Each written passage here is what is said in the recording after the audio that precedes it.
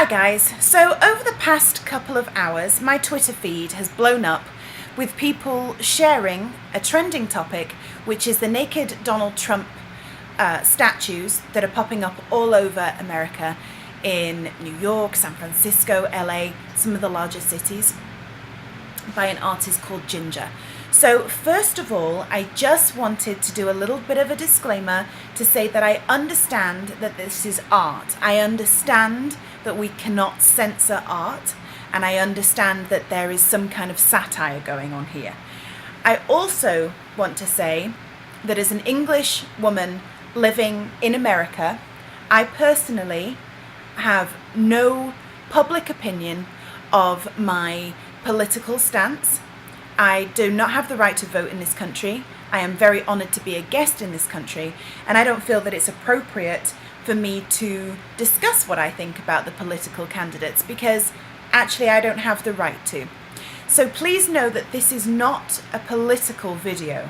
This is purely about the message that we're sending to society, and I also kind of want to prick our conscience a little bit so that we can just check ourselves and make sure that we are being loving and kind as a society, and that we're not feeding into the old stigmas and the old narrative about body image, because that's my job. That's why I am here with you. This is what I do with you.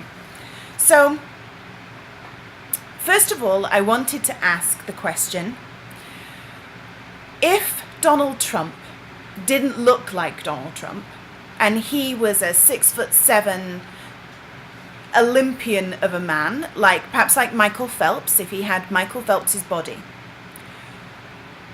would a statue of somebody who has a six-pack and is very athletic and is more like the GQ model of a man, would that statue be ridiculed in the same way?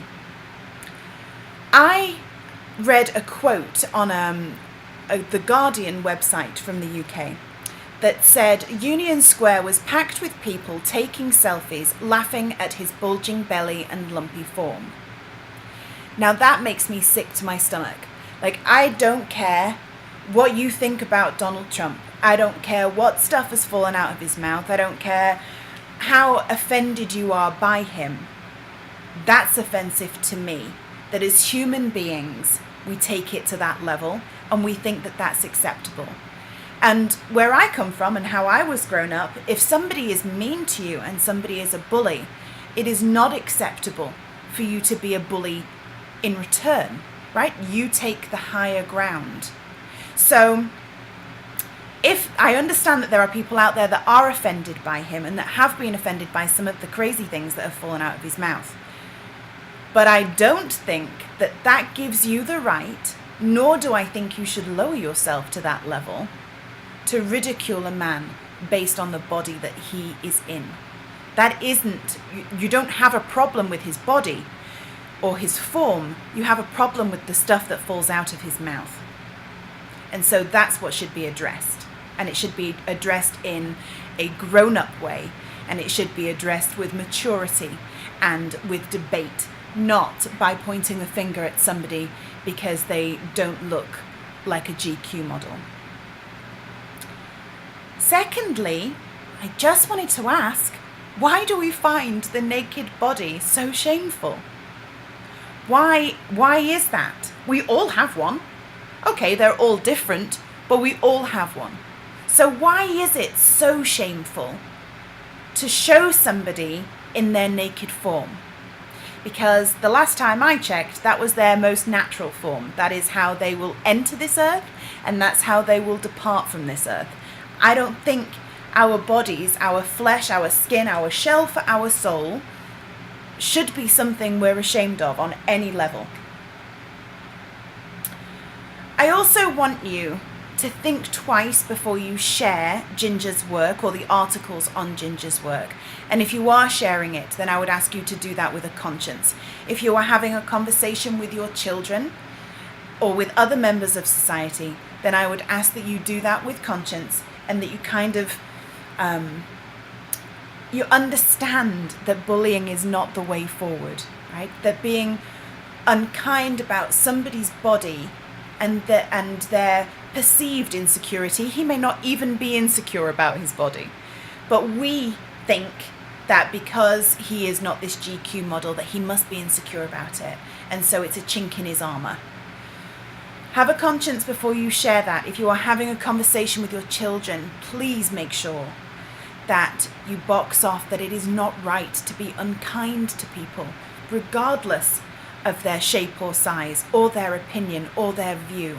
Let's not be unkind to them. Let's tell them that we don't agree with them. Let's be civil, let's be grown up, and let's take the higher ground.